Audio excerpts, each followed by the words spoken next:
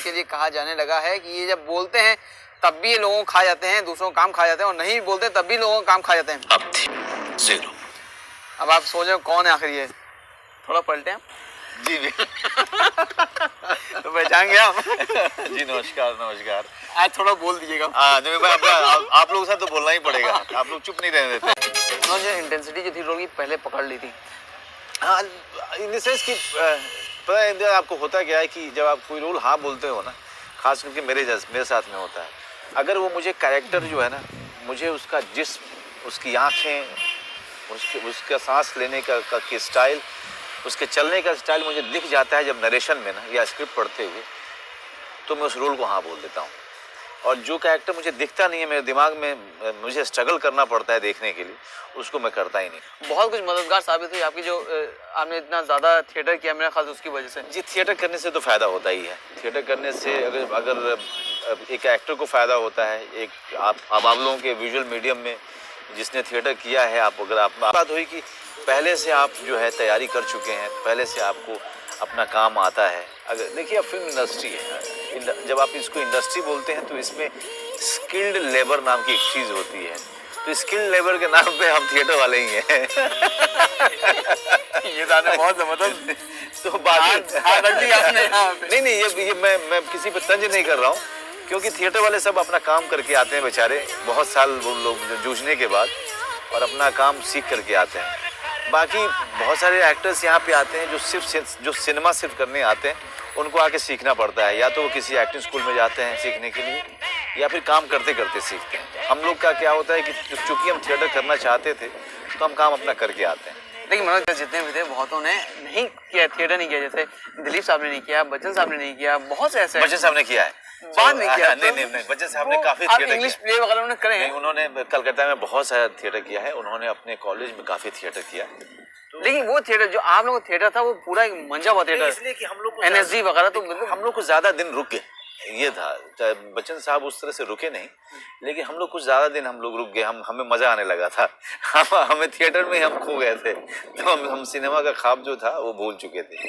अच्छा। और जहाँ तक बात है कि दिलीप साहब की, तो देखिए या तो आपके अंदर में खुद आपने एक ट्रेनिंग स्कूल बना रखा हो, या फिर आप किसी ट्रेनिंग स्कूल में जाते हैं।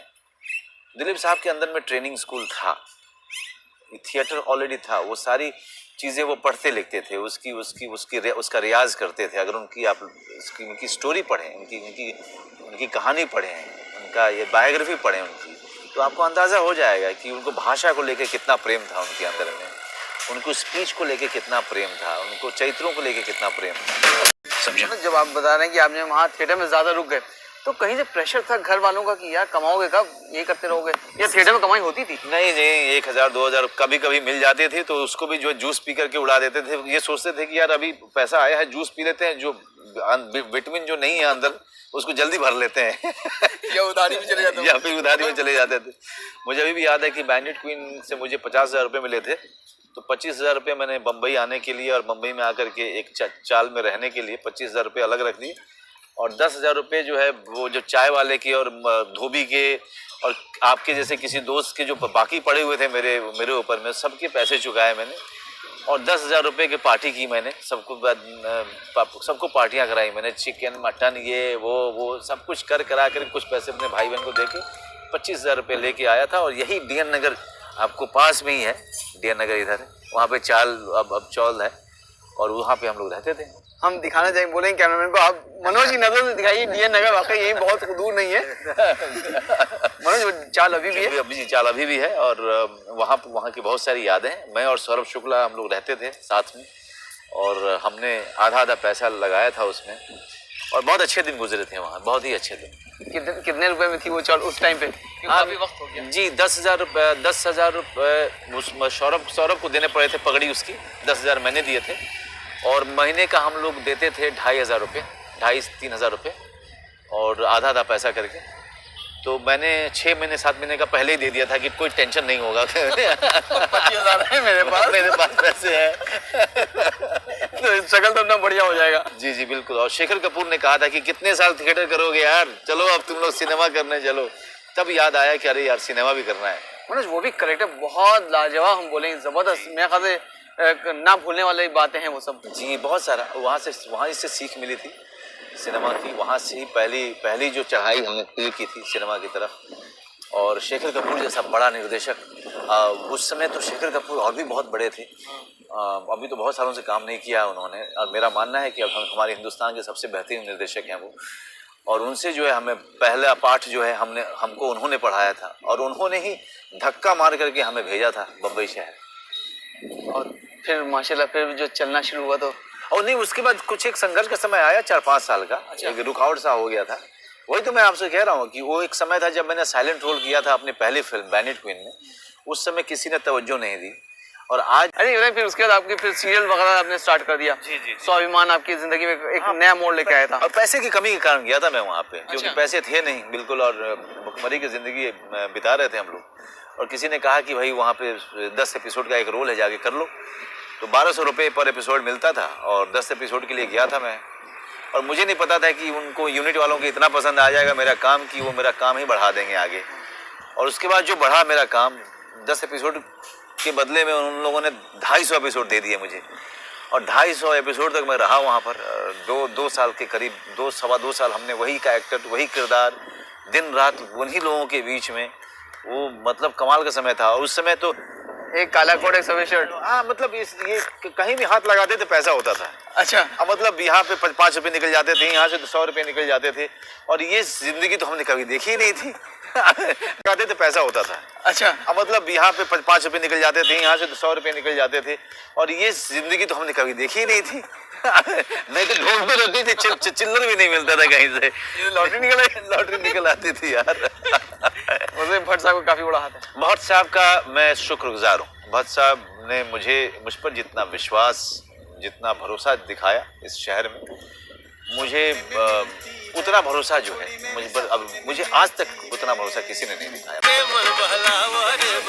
अच्छा, वाकई में दिल में था, पूरी तरह से यकीन था कि मैं जा रहा हूँ बॉम्बे और इंशाल्लाह सक्सेस होकर ही लौटूंगा वहाँ पे, या कुछ और भी सोचा? नहीं, मैं जानता था कि यहाँ पर काम मिलेगा। मैं जानता था कि छोटे मोटे काम मिलते रहेंगे, रोजी रोटी चल जाएगी।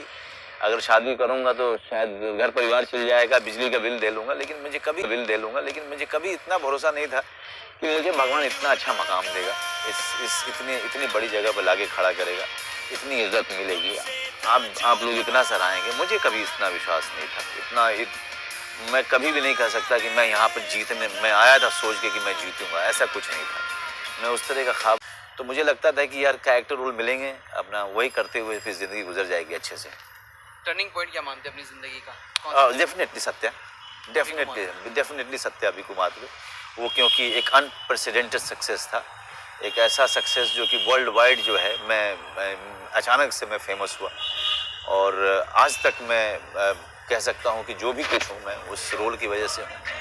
और जो इज़्ज़त मिली है, जो एक एक्टर का मुकाम बना है, वहीं से शुरुआत हुई सारी। वो डायलॉग तो जरूर याद होगा। हाँ, मुंबई का किंग कौन, अब तो वो तो मतलब पुराना हो गया। लेकिन लगता है कि कहीं पे जितना पोटेंशियल है अभी भी यूज होना बहुत बाकी है, और उसके अलावा जो मुकाम और होना चाहिए था, अभी शायद वो मुकाम नहीं मिल पाया। ये आप यही बात घूम करके वहाँ बोले और सारे निर्देशकों के बाद ये बोले। मैं बिल्कुल सही बोल रहा हूँ।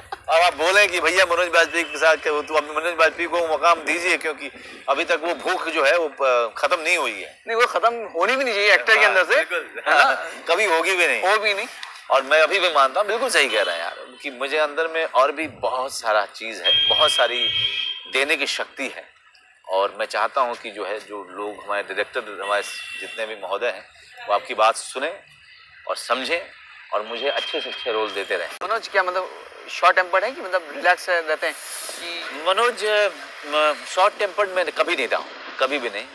मुझे उतना ही गुस्सा आता था जितना कि एक आपको आता होगा या किसी और को आता होगा। लेकिन अब आज की तारीख में मैं ये कह सकता हूँ कि आज मैं एक साधारण आदमी को जितना गुस्सा आता है उससे भी मुझे कम आता है, क्योंकि एक मेडिटेशन, स्पिरिचुअलिज्म की तरफ जाने से, मेडिटेशन की तरफ जाने से, योग करने से, अपने लाइफस्टाइल को बदलने से और परिवर्तन मैं लेके आया हूँ अपने अंदर में। और मैं इसको और मैं आगे और अच्छा ही करता जाऊँगा, क्योंकि अब मुझे अच्छा लगने लगा है, मुझे मेडिटेशन अच्छा लगने लगा है, मुझे कम गुस्सा करना अब बहुत ज़्यादा अच्छा लगने लगा है। तो मुझे अब इसकी लत पड़ रही है। मैंने जब से सिगरेट छोड़ी है, अच्छा, आपने सिगरेट छोड़ दी पूरी तरह ये से? 3 साल पहले छोड़ी मैंने। उसके बाद मुझे जो है लाइफ किसके कहने पे छोड़ी? बच्चे के कहने पे छोड़ी, वाइफ के कहने पे? किसी के कहने पे नहीं। अपने से? अचानक सुबह-सुबह मैंने सिगरेट ऐसे जलाई और पैकेट रखा हुआ था और मैंने कहा कि नहीं पीऊँगा। और वो जो 3 पैकेट थे भरे हुए, वो टेबल पे मेरे टीवी रूम में रखे हुए थे और वो 3 पैकेट मैंने 6-7-8 महीने तक हटाने नहीं दिया किसी को। मैंने कहा नहीं, छोड़ूंगा तो इनके सामने छोड़ूंगा मैं पूरे तरीके से। ये रहेंगे सामने फिर भी मैं नहीं पीऊँगा। मतलब इतने स्ट्रॉन्ग है अंदर से? मैं अंदर से बहुत विल पावर के मामले में बहुत ज़्यादा विल पावर मेरा किसी चीज़ को लेकर के, अगर मैंने निश्चय कर लिया कि ये नहीं करूँगा तो वो आज तक मैंने कभी नहीं किया। आपने निश्चय कर लिया बाजी क्या मैं नहीं काम करूँगा तो नहीं करूँगा? नहीं, ऐसे नहीं, वो निश्चय नहीं, वो हम दोनों का झगड़ा था। अभी सॉल्व हो गया? हम दोनों की थोड़ी बेवकूफ़ी थी, लेकिन वो राम गोपाल वर्मा की वजह से ही सॉल्व हुआ और उनकी ही उन दरिया दिली थी। उन्होंने जो है मैसेज भेजा और मैंने मैसेज का जवाब दिया और हम लोग बातचीत करने लगे। हम थोड़ी बेवकूफ़ी, हम दोनों ही थोड़े से हम लोग आपस में भिड़ गए थे। लेकिन अब मैं भी एक ऐसा व्यक्ति हो चुका हूँ जो चीज़ों को उतने गंभीरता से नहीं लेता और मैं ये कहूँगा कि जो सत्या जो मिली थी उन्हीं की वजह से मिली थी और कितने सारे काम दिए थे। ये एक बेवकूफ़ी थी हमारी। चलिए वो मोमेंटम होता है, वो हाँ, मोमेंट लेकिन अब निकल काम करेंगे कि नहीं करेंगे ये सब आगे की बातें हैं। अभी मुझे अच्छा ये लगता है कि हम दोनों ने एक दूसरे से फ़ोन पे बात कर ली, दोस्ती शुरू हो गई। तो ये चीज़ बहुत ज़रूरी है कि मनोज, क्योंकि जिस परिवार में आप हैं उस जी हाँ, परिवार उस में पर परिवार में झगड़े होते रहते होते रहते हैं, हैं। लेकिन उसको जो है वहीं पे ख़त्म कर देना चाहिए, उसको उस झगड़े को बढ़ाना नहीं चाहिए। तो आगे कोई ऐसी पाइपलाइन में बातें हैं? नहीं, उनके साथ में मैं अभी ये कहना चाहूँगा, मेरे लिए अच्छी सुकून वाली बात यह है कि हम बात कर रहे हैं। हम उसको प्रोफेशनली पता नहीं करेंगे कि नहीं करेंगे, होगा कि नहीं होगा, वो बात की बात है, वो स्वार्थ आ जाता है फिर उसमें। अभी उस आदमी ने जितना दिया है वही काफ़ी है ना। शायद बहुत वजह है कि आपकी इतनी अच्छी ट्यूनिंग थी, इतनी अच्छी टीम एक बनी थी कि वो भी राम गोपाल वर्मा बने हुए थे। नहीं, अच्छी बात है, हम दोनों म्यूचुअली एक दूसरे को सपोर्ट करते थे और मैं शुक्रगुजार हूँ उनका कि उन्होंने इतना बढ़िया काम दिया था मुझे। और अब आगे हम लोग काम करें चाहे नहीं करें, कम से कम बातचीत तो कर पाए, है ना? ये बहुत ज़रूरी था। वो तो बहुत ज़रूरी बात है। अच्छा, माशाल्लाह आपके आने वाले टाइम में भी और अच्छी ये बात मैं पहली बार आपके साथ कर रहा हूँ। जी हाँ, जी हाँ, जी हाँ। ये किसी प्रिंट में भी नहीं आया है, किसी को नहीं पता। नहीं। कल आ जाएगा। ये आप दे दीजिएगा सहारा समय को। एक आध सीन कट जाते हैं इधर उधर का, लेकिन मोस्टली जो है मेरे सीन ज़्यादा कटे नहीं है किसी फिल्मों में।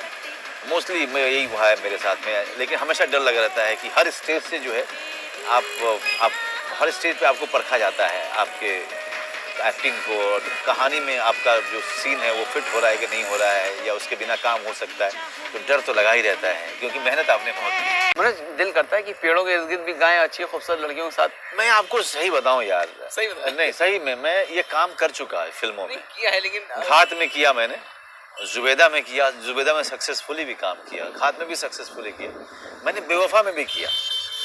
यार मुझे उसमें मज़ा नहीं आता है, नहीं मुझे मज़ा उसमें नहीं आता, मुझे मज़ा आता है गोविंदा टाइप के फिल्मों में डांस करना। मनी है तो हनी में जिस तरह से उछल उछल के नाचा हूँ मैं, तो आपको लग जाएगा कि मुझे कितना मज़ा आता है।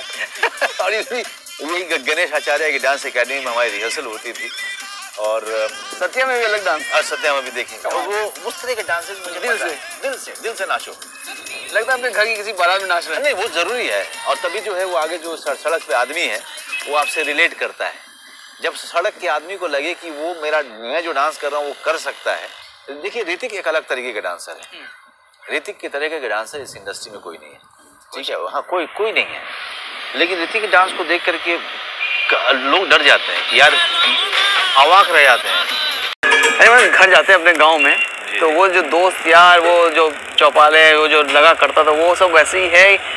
उन दोस्त यारों से मुलाकात है वैसे ही? मैं ऐसे ही करता हूँ आज भी, मैं सबको जुटाता हूँ और सबके साथ मिलता बैठता हूँ, बातें करता हूँ। और हम लोग अभी भी जो है, अगर नहर में पानी हुआ तो नहर में घुस कूद जाते हैं, नदी में अभी जो है चले जाते हैं, वहाँ बैठ जाते हैं शाम को, वहाँ पे कबड्डी चालू कर लेते हैं। मैं यहाँ पर जो फिल्म में काम करता हूँ वहाँ पे फिल्म का एक्टर हूँ। मैं अपने लोगों के बीच में जाता हूँ तो मैं उनका वही मनोज हूँ जो पुराना था।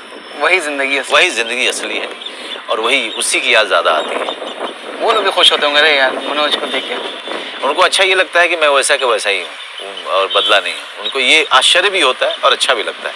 ये चीज़ मैंने अभी कई लोगों से सुनी है कि मनोज जो है जितने स्ट्रगल डेज में उनके साथ थे आज भी उतने ही उनके साथ हैं। जी बिल्कुल बिल्कुल बिल्कुल। कभी क्योंकि मेरे मेरे मेरे मेरे बारे में अगर कुछ बदला है तो ये सिर्फ ये कि एक परिवार हो गया है, भगवान ने जो है लग्जरी के आइटम दे दिए हैं, बाकी मेरे अंदर में कुछ नहीं बदला है। मेरा गांव अभी का अभी वहीं पे है अंदर में, उसको जाने नहीं देना है। ये बहुत अच्छी बात है मनोज, और ये चीज़ें सबको होनी चाहिए जितने भी लोग हैं। और मैंने देखा बहुत से लोग ऐसे हैं जो वाकई में दिल से अपने गांव से जुड़े हुए हैं, अपने लोगों से जुड़े हुए हैं। इस इंडस्ट्री में आने के बाद भी, चकाचौंध में रहने के बाद भी वो सब ऐसे ही जुड़े हुए हैं। चलिए मनोज, हमें पूरी आशा ये है कि आने वाला टाइम आपके लिए और कुछ नई सक्सेस और लेकर आए। हमसे बात करने बहुत बहुत शुक्रिया। बहुत बहुत धन्यवाद। और आप